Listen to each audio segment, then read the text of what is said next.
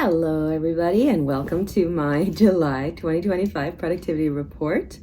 It's going to be a pretty short one this month because, as you can see, I'm on the road again. I'm in Cleveland, Ohio, speaking at the CEX conference, and I'm about to go on soon, so this has to be a little bit quicker than normal. But I did want to take the time to do it because it's such a good practice for me, and it's just something that I enjoy doing consistently. So let's jump straight into it. We have a lot to talk about. First, July 2025 was a better month than June, I have to say. I felt a little bit better because I had spent some time at home to relax and rest and recharge. But in July, I did go on the road yet again. I went with a friend to Madrid first, and then to Amsterdam, then down to Venlo and Maastricht, and then to Brussels. And then from there, I hopped on a plane to Copenhagen to see my family for a brief moment while my friend went to Tunisia, and then we headed back to North America again. So it was kind of a whirlwind trip, and it was really fun. I saw a lot of friends, and I felt very recharged by that. So I think it dawned on me that I would rather live closer to my friends. Right now, we are all very scattered out, and it's a bit tricky. We do get to see each other, fortunately, quite often because of work, and we collaborate together and all that. But still, I think it's something that over time I would like to fix. I would like to be closer to my friends in general. So that makes me wonder whether or not moving is going to be in my future, and I think it might just be, but we'll see. Time will tell. I have to talk to the family, and we have to figure it out and all that. But yeah, I think that may be coming down my path at some point. July was interesting. It was both draining and energizing in that way.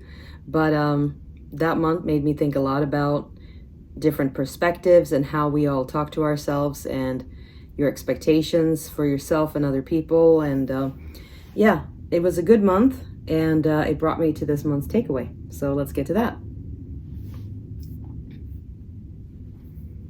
For several years now, I have worked a lot on my mindset and my personal development. And I think I can say that at this point, I have a fairly advanced mindset. I can achieve pretty much anything I decide on, and I know how to attack it. And that's not just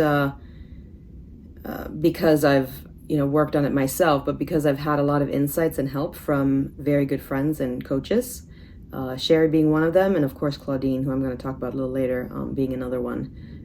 Both of them have been instrumental in me getting to a level of mindset where I feel pretty much unstoppable, and that's huge. And it brought me to, the takeaway of how all of us create our own inner language, and that your mindset is really a custom structure that you design, just like any other system. We don't often talk about it that way. We talk about attitudes, we talk about perspectives, but we don't really talk about it as a language or as a system. And that's really what it is if you think about it. And me as a systems person, as a systems thinker, I want to put that perspective out there in case you hadn't considered that before. Every thought, belief, every perspective you carry is a word, a sentence, and the grammar, and together it forms your own custom language, and you can shape it and expand it, rewire it when you need to. That's the beautiful thing about it. It's not rigid like other languages, right? Because this is your own personal language. And it's what gives meaning to your inner conversation, right? And that inner dictionary that you carry has a huge effect on you, because you can see things in a positive light because of it. You can see things in a negative light. If you have a moment to reflect, think about your own biases that you carry with you all the time, and the beliefs that you hold as core beliefs that may not be serving you anymore, because I see that pop up so often nowadays. Because I'm now self-aware enough to see that in myself, I can also pretty much easily spot it in others. And I hear sometimes language now where I go, ooh, okay, that's a core belief that doesn't serve you at all, right? And I'm going to get to Claudine in a moment, but I just want to put that out there, that that's a decision that you can make. If you're self-aware enough to spot it, you can change it, you can rewire it, and you can train your mind to think differently. And that's huge. It's powerful, very, very powerful. Your mindset doesn't just affect you, right? It affects everybody around you. The way you talk to people, the way you act with people, the way you influence people and get work done, your productivity, no less, right? And that's why I work closely with some fabulous coaches, because I know that I can dole out strategy after strategy, but if you have a core belief that says that you don't believe you're productive or ever could be productive, there's really not much I can do to help you until you fix that belief within yourself, right? So sometimes you don't need a strategy, you need a new way to think about that strategy. And that's also a takeaway that I think not a lot of people have early enough. So sit on that for a minute. Awareness is everything.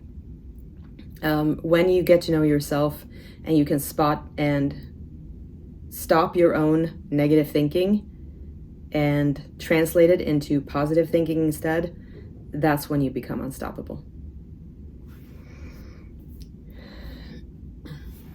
So with that takeaway out of the way, let's talk about how productive I was in July. I did get a fair amount of stuff done. I feel like I got everything done that needed to happen in July, even though I was on the road for pretty much 2 weeks out of the month. Yeah, I think I can say that what needed to happen in July happened in July. And it wasn't so much, again, strategy work or business work per se. I think it was more collaboration and teamwork and looking at your own personal development again, your own boundaries, your own biases, your own beliefs. And overall, that's extremely productive because you can't move forward, like I said, without those things. So even though sometimes that work doesn't feel tangible, it doesn't feel like you have something that you actually checked off a box, you actually did, you know, when you sit back and look at it, because those things affect everything else that you do. So it's actually really good to get some of that personal development done as well. It counts for sure. I completed 3 projects in July, one of which was much bigger than the others, the trip, of course. So that one took up most of my time, but I did complete 2 other small projects as well. And it's interesting because I actually had some other projects lined up, but I got to reshuffle them because every now and then something will drop in your lap that you don't expect. As I'm sitting here today, that has become a reality. And you'll hear about that next month. But it also happened in July. Out of the blue, last minute, I got invited to do a YouTube Live with my dear friend Kathy Nelson of the Photo Managers. And I accepted because it was a really cool discussion about digital minimalism. And I'll link the video for you so you can have a look. It's a very interesting discussion. I don't talk about it a lot, even though I should. You know, it's a nice topic that I think affects a lot of people. And so I accepted that. We had a great conversation. We had a lot of good responses and good feedback on that, and that was fun. But that was a project that I didn't expect to pop up in July. So sometimes that happens, and that's totally okay. My favorite project, though, has to be the trip. I got to see, again, some dear friends, including my team member, Amy, who I visited at her home. She has moved to Venlo in the Netherlands. And I haven't seen her for a while in person, so it was great to spend some time with her. I also got to see some other dear friends and got to hop a bit, you know, between European cities, take the train back and forth, all of that. I just love that. So that has to be my favorite project. Anytime I get to spend time with people that I love, that's always going to float to the top. So there you go. And like I said before, working with close friends is tricky. It's a challenge, but it's also so rewarding because when you get to work with the people that you love and admire, like there's nothing better, but at the same time, your boundaries get stretched. Your communication skills has to be on point because you're so close to each other all the time. And when you're tired and jet lagged overall, that can be a real challenge. But all in all, I think I wouldn't change anything. It's just, we just have to be patient with each other and listen to each other and all that. I would do it again in a heartbeat if I could. No question about it. In July, I clocked about 56 work hours, and that's a little bit less than normal, but it's because I was out of office basically for 2 weeks. So if you spread it over the full month, it's about 14 hours a week, which is too little. If you spread it over the 2 weeks, it's perfectly on point. So it's kind of okay because, again, I think a lot of the work that needed to happen in July happened. I'm not worried about it at all. I was traveling a lot, so there's a perfectly valid explanation. And I know that August more than makes up for that deficit, so it's not a problem. You'll hear about August soon. I got a lot done in August. We're still in August, but already I can tell you that I more than made up for it, so it's not going to be an issue. But yeah, 56 is a little low, but again, it's because I was traveling so much. But I'm never really worried about working too little. It's more I want to keep an eye on the opposite, that I don't work too much. Because I am so passionate about what I do, it's easy to put in too much time. So it's worth keeping an eye on that. So far, no problem though. It's decent right now. For digital memories, I got 806 new ones into my archive, and I kept all of them. Actually, this is the first time where I've kept everything. I haven't deleted anything. And obviously that's unusual, but I'm becoming much better at curating right away. And with practice and some good note-taking systems, you can do that too. That keeps a lot of clutter out of your collection, and it's just really nice to be able to just right away file everything, organize it, and not have to go through a ton of deduplication or a ton of calling, you know? So the more you can kind of cut clutter at the source before it comes through the door, the better. And if you don't know how to get your memories sorted, I invite you to join me in DPO Pro, the Ultimate Photo Organizing Masterclass. It is a best-selling course that I have on the market. We just did a launch for it, and it's really, I want to say, probably one of the best courses I've ever written. There's one other one that I'm really, really proud of. That's, I think, also the top course on the market in its genre. But this one, by far, is the most comprehensive photo organizing course on the market today. We teach Adobe Lightroom Classic, we teach Apple Photos, we teach Photo Mechanic, we teach the photo organizing process, workflows and systems, and how to design your digital ecosystem so that it works for you, so that you can actually get organized once and for all and not have to revisit this project a year from now. So I invite you to join me in DPO Pro. If you don't know what that stands for, DPO stands for Digital Photo Organizing, and Pro is what you become when you take the course. So that's what that is. You can find more at theswedishorganizer.com/DPO Pro. So take a look at that if you want to get your own memories organized.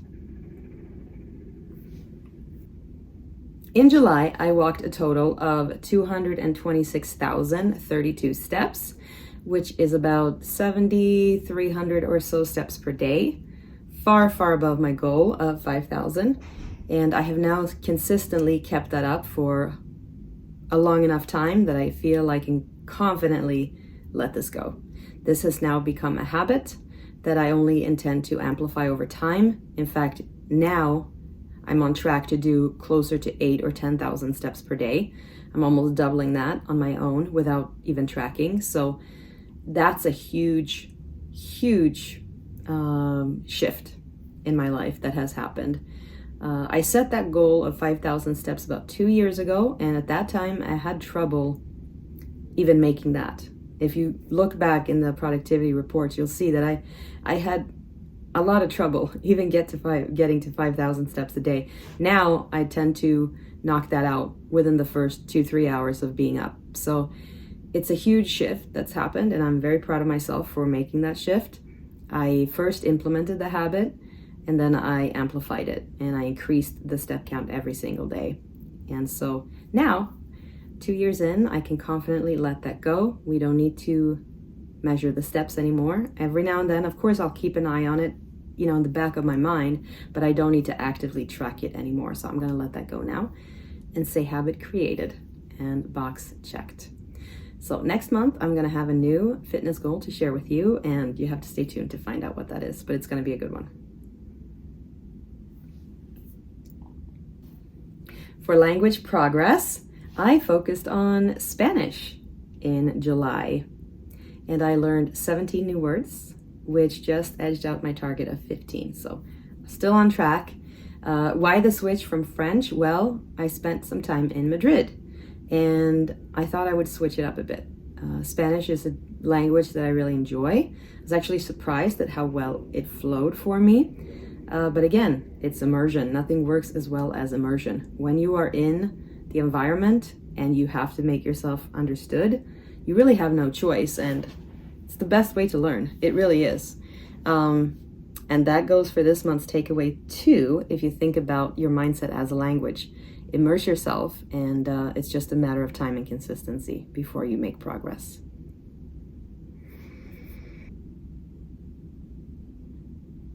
The read for this month was actually very applicable as well. It kind of all came together.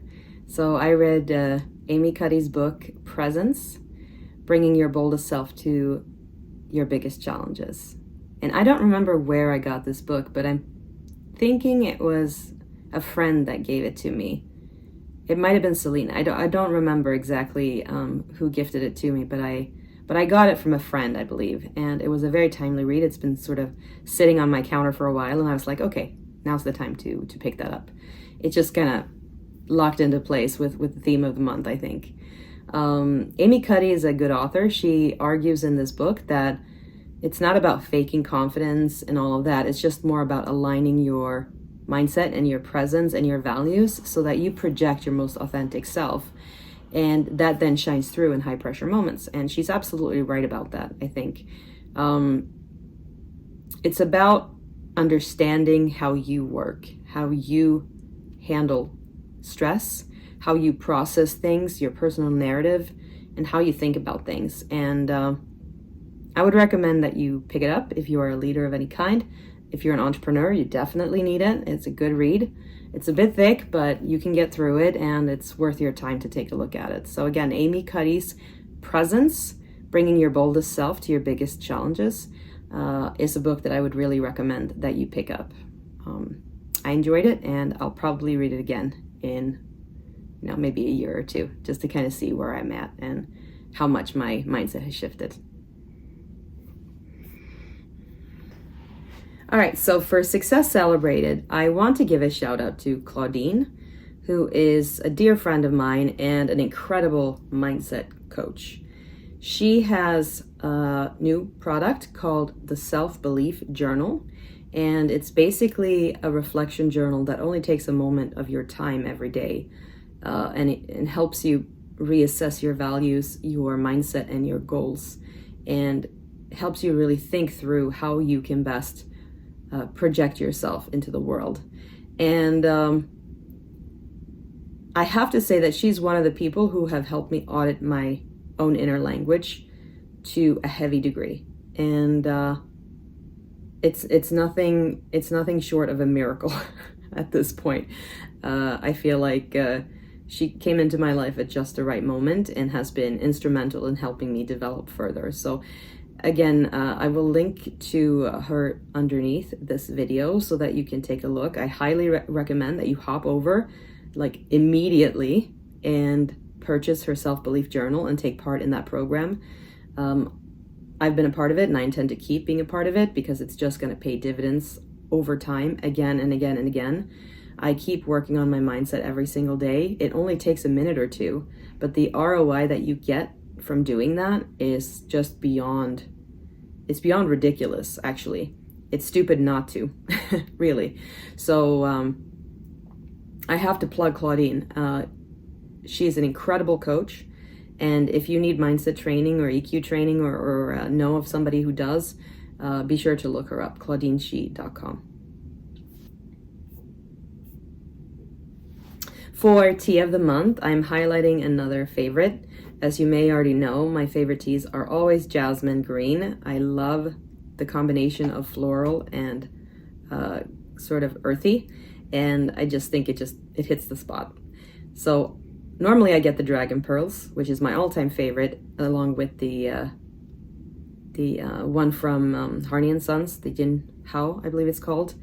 But Art of Tea also has a really good jasmine, and it's called Jasmine Reserve. It's an organic green tea with jasmine blossoms, and it's a little bit more grassy, I would say, than the Dragon Pearls, a little bit more earthy, but it hits the spot just as well. So highly recommend Art of Tea's Jasmine Reserve. Take a look at that if you get a chance. You won't regret it. And before I wrap up, let me just say that I want you to measure what matters. So I measure goals and progress that apply to me. You have to measure goals and progress that apply to you. Productivity is highly personal.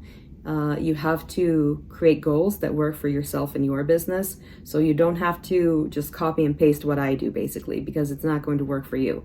What we need for you to do is to find your own goals, define your targets, measure those targets, and make progress with them, because it's going to be applicable to your life and your universe. So if you don't know what that is, be sure to reach out to me. I'm happy to point you in the right direction. I would also recommend, if you're an entrepreneur, that you sit in and join our quarterly planning sessions. They are specifically designed to help you find what to work on and in what order. And that would be extremely productive for you, because sometimes we make up in our heads that we have to work on a certain thing, and it's usually not the right priority. We are actually terrible as people, as humans, of prioritization a lot of the time. So with my process, you actually get in black or white on paper what you need to work on. There's a specific process that we have curated over time that works for that, and that we teach to our students. So again, quarterly planning workshops for you if you are an entrepreneur. If you need personal goals, you can always reach out to me for a discovery session. I'm happy to coach you and point you in the right direction. So I hope that helps. With that, thank you very much for sitting through this productivity report. I will be back in August, but right now I have to go speak on the stage. I'll see you later.